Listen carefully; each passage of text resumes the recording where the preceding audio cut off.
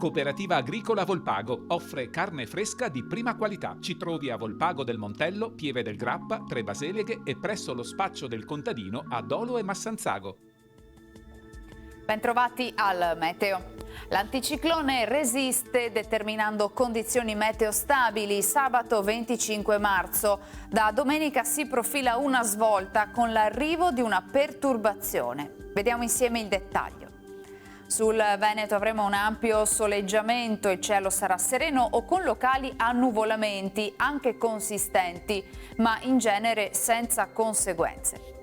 Temperature stazionarie e gradevoli, minime tra 5 e 10 gradi, massime invece tra i 17 e i 21 gradi all'incirca. Spostiamoci ora sul Friuli Venezia Giulia. Anche in questo caso prevarrà il sole, anche se si faranno sentire i primi effetti del fronte perturbato in arrivo con qualche piovasco sparso nel pomeriggio. Temperature minime tra 8 e 11 gradi, massime sui 16-18 gradi. Infine diamo uno sguardo al Trentino Alto Adige, dove avremo una maggiore nuvolosità nelle prime ore del mattino, in seguito schiarite anche ampie.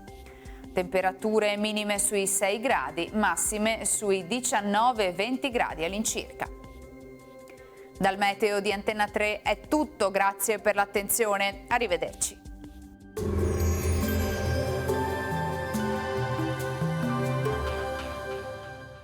Cooperativa Agricola Volpago offre carne fresca di prima qualità. Ci trovi a Volpago del Montello, Pieve del Grappa, Tre Baseleghe e presso lo spaccio del contadino a Dolo e Massanzago.